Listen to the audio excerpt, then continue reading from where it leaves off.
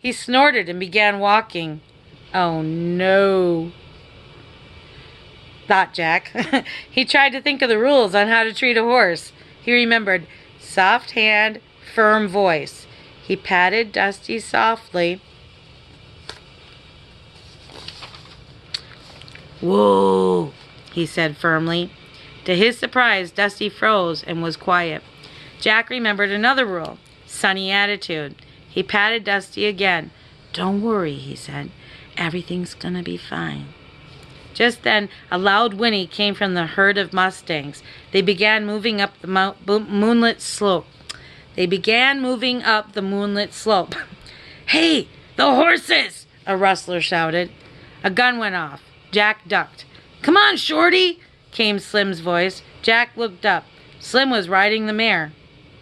Jack was shocked. He had thought that Slim was coming back to ride Dusty. Instead, Slim rode right past him. As he got close to Annie, she took off on Sunset. The mare galloped after Sunset, and the band of mustangs galloped after the mare. Bang! Bang! Must be the gun. Jack snapped the reins. Go, Dusty, he said. Dusty leapt after the mustangs. Jack nearly fell off. He clutched the reins in one hand and the saddle horn in the other. Bang! Bang! The rustlers were on their horses now. They were getting closer. Hurry! Jack cried. Dusty cleared the rise in an awkward leap. Jack started to slip out of the saddle. He let go of the reins and tried to hold on to the saddle horn, but his weight pulled him down. He closed his eyes as he fell to the ground. Uh-oh. Bang! Bang! Oh, man, thought Jack. This is the end. He opened his eyes. Dusty was looking at him. Jack scrambled up and tried to climb back into the saddle. It was hard without Slim's help. As Jack struggled, he heard shouts from the rustlers. The horses gave high-pitched neighs. Jack looked back. A shimmering white figure was moving across the top of the rise. The rustlers' horses were panicking and backing away. Jack didn't have time to think about what he was seeing. He knew it might be his only chance to escape. Using all of his strength, he pulled himself into the saddle. Go, Dusty, go! He shouted. Dusty took off at full gallop over the prairie. Jack held on for dear life as they split the wind. I guess now he knows what split the wind means. Must mean go really fast. Chapter 7, Ghost Story.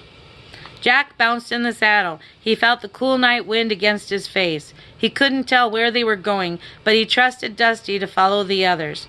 Finally, Dusty caught up with the herd as they began to slow down. Jack snapped his reins. Dusty came up beside Slim and Annie. Howdy, said Slim. Howdy, said Jack. Howdy, said Annie. Are you okay? Jack pushed his glasses into place. Yep. You? Yep, she said. That was some good riding, Shorty, said Slim. Thanks, said Jack, smiling. He even liked being called Shorty now. Where we headed, boss? Jack asked Slim. Blue Canyon, said Slim. Okay with you? Yep, said Jack. This way, said Slim. He slapped his horse and they all sped up again. Slim steered the herd to the left. Soon he led them through a deep, narrow pass. Finally, they came to a boxy, open space, surrounded by walls of rock and lit by moonlight. We'll corral the mustangs here in Blue Canyon, Slim said. He got off his horse, he helped Jack down, and Annie slipped off Sunset. Take him to his ma, Slim told Annie. Annie led Sunset to the mare. In the moonlight, the two mustangs rubbed against one another and neighed. As Jack patted Dusty's damp neck, he remembered the two last rules, praise and reward. Thanks, he whispered to Dusty. You were great. You were super great. Slim unsaddled Dusty, then handed Jack his saddlebags. Take those over to that grassy spot. We'll camp there, he said. As Jack carried the saddlebags, his boots felt stiff and tight. His legs were sore and wobbly, but he didn't mind. He threw down the saddlebags in his backpack and he flopped himself down. He was very tired. Annie joined him.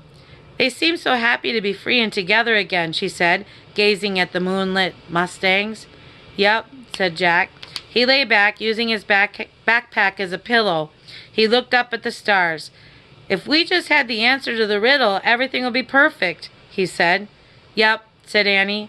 Hey, Slim, he called. I have a question for you. Oh, there's a picture.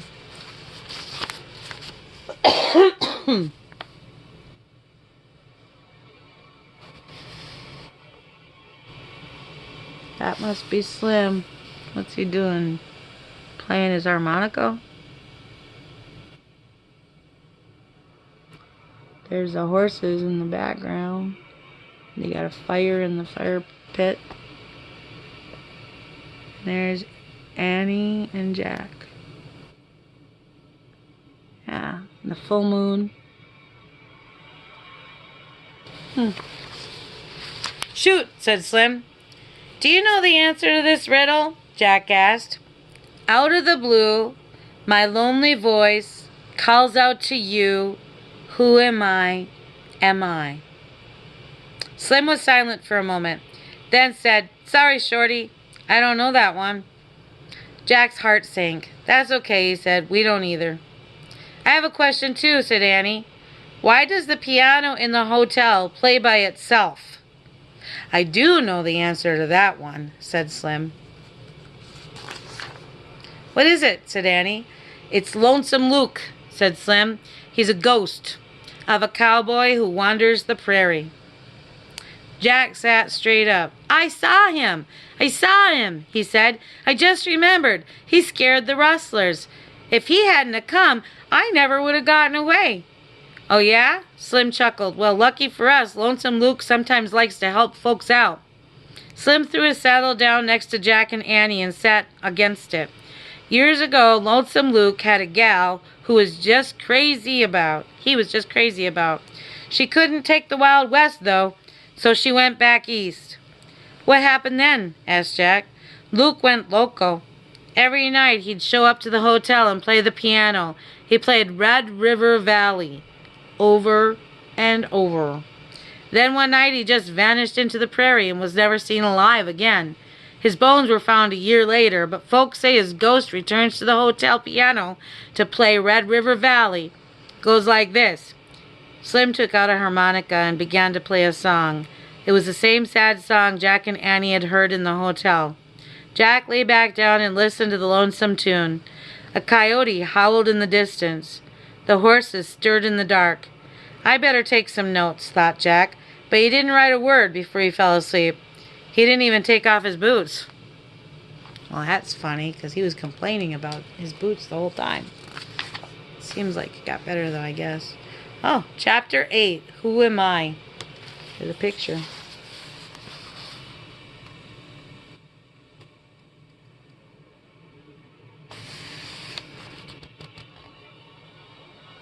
Oh, is that a alligator? Hmm.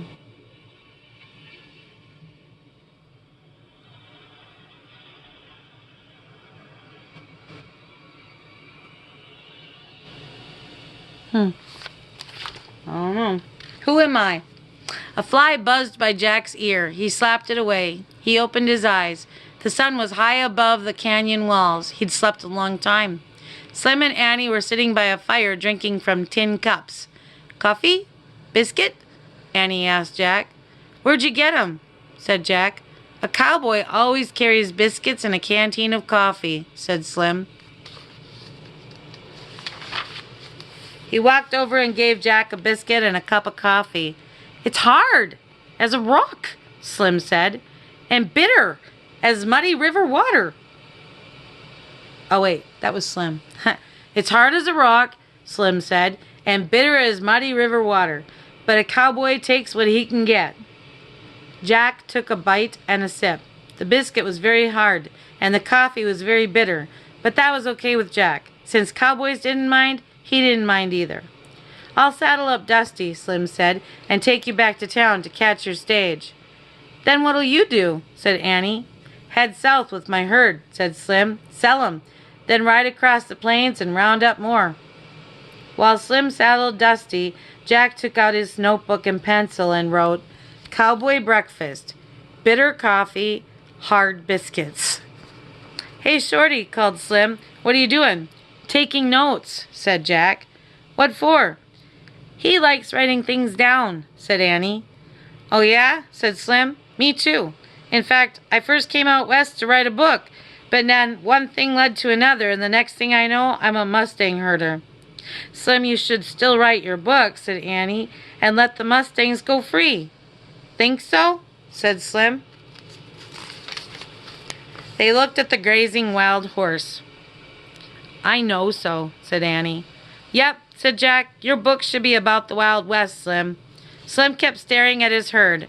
Maybe you're right, he said. I could settle in Laramie and right there. Wouldn't have to chase after rustlers anymore. Slim turned back to Jack and Annie. Yep, think I'll be a writer. Let's go before I change my mind. Yay, said Annie. I'll go tell them. She jumped up and ran to the Mustangs. Jack packed his backpack while Slim packed his saddlebags. Then Slim and Jack climbed onto Dusty, and they rode over to Annie, who was stroking Sunset's neck. I told him he's as free as the wind now, said Annie. Sounds good, said Slim. Give me your hand, Smiley.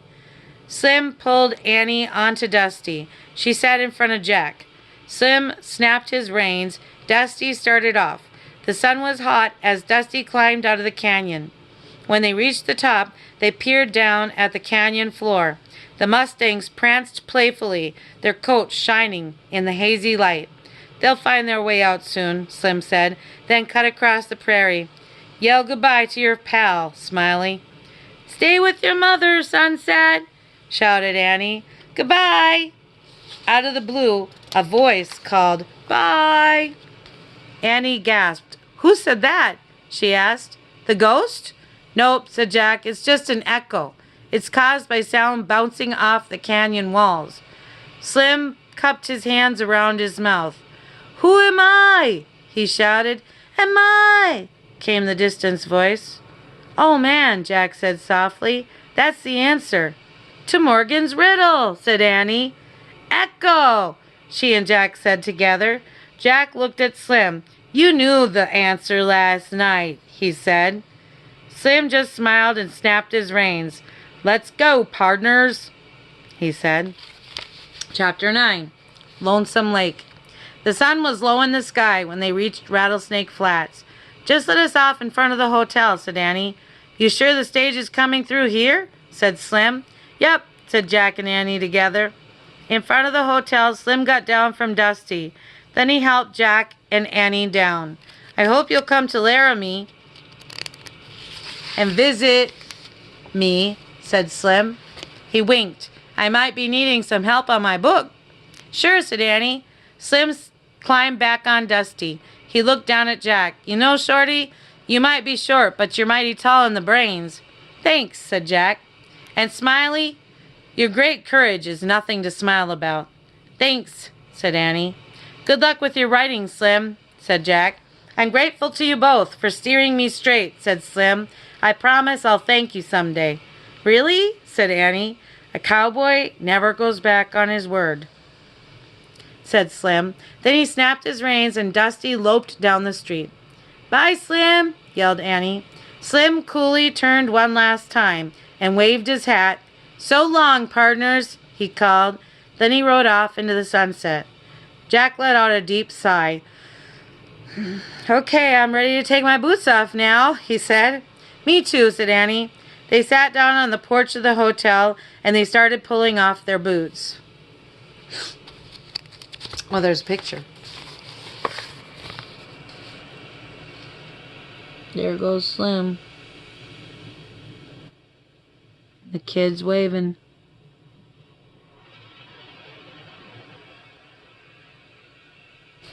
Okay.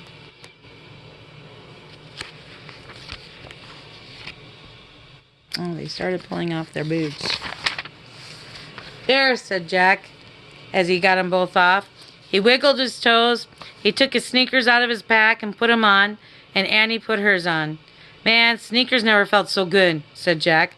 Suddenly, the sound of a piano drifted through the air. Lonesome Luke, said Annie. Jack grabbed his pack. He and Annie crept across the porch.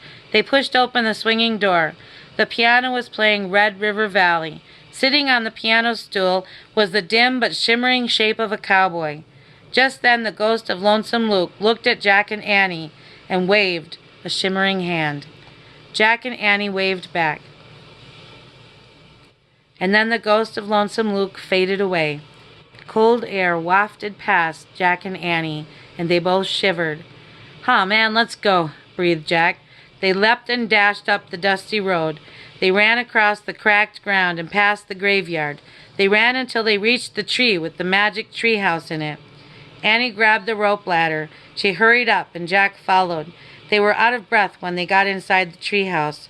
Annie grabbed the ancient scroll. She unrolled it. "Yay," she said. The scroll had one glowing word on it. Echo. "We got it right," said Annie. Jack grabbed the Pennsylvania book. He pointed to a picture of the Frog Creek woods. "I wish we could go there," he said. The wind started to blow. The tree house started to spin. It spun faster and faster. Then everything was still. Absolutely still. Chapter 10. Echo from the Past. Jack and Annie looked outside. The sun had slipped behind the trees of the Frog Creek woods. Annie still held the ancient scroll. She put it in the corner next to the scroll from their ocean trip. "Just 2 more to go," she whispered. "Yep," said Jack. He unzipped his pack and pulled out The Days of the Wild West. He put it on the top of his stack of books. "Ready?" he said. Annie was staring at the books. Her mouth dropped open. "What's wrong?" asked Jack. Annie just kept staring. "Have you gone nuts?" said Jack. Annie pointed at the Wild West book. "Read the cover," she said. Jack picked the book up. He read the title aloud. Days of the Wild West. He looked at Annie. "So?" "Keep reading," said Annie. The author's name was below the title. It was in smaller letters. Jack read, Slim Cooley. Jack gasped. His mouth dropped open. He and Annie stared at the words for a long moment. "Ah, man, we were using Slim's book, the book he wrote, after he left us." There's a picture.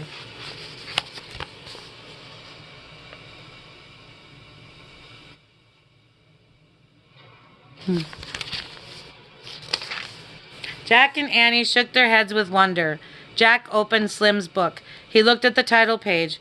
At the bottom of the page he read, Texas Press, Dallas, 1895. Jack turned the page. He read the dedication. "With thanks to Smiley and Shorty, 2 strangers who changed my life." Jack looked at Annie. "Slim dedicated his book to us," he said. "Yep," said Annie. She smiled. Jack placed Slim's book back on the stack of books. Then he and Annie left the treehouse and climbed down the ladder.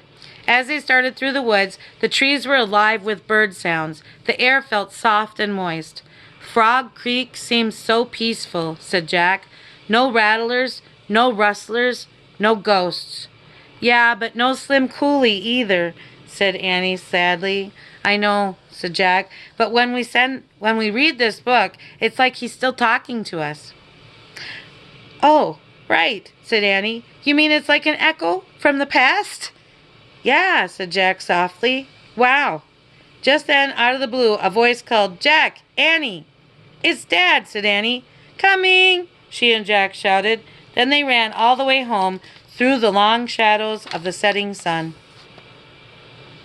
Here are the words to Red River Valley, the traditional cowboy song that Lonesome Luke played on the piano.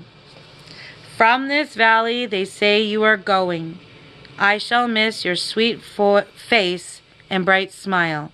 For they say you are taking the sunshine that has brightened my pathway a while." Refrain after each verse. "Come and sit by my side if you love me. Do not hasten to bid me adieu. For remember the Red River Valley and the cowboy who loved you so true. There never could be such a longing in the heart of a poor cowboy's breast as dwells in this heart you are breaking while I wait in my home in the West. Do you think of this valley you're leaving? Oh, how lonely and dreary it will be. Do you think of the kind hearts you're grieving and the pain you are causing to me? From this valley they say you are going. I will miss your bright eyes and sweet smile, for they say you are weary and tired and must find a new range for a while." And that's the song that the ghost was playing. That's the end. Ghost Town. The Magic Treehouse, number 10. Only 2 more to go. And I just read this one, though.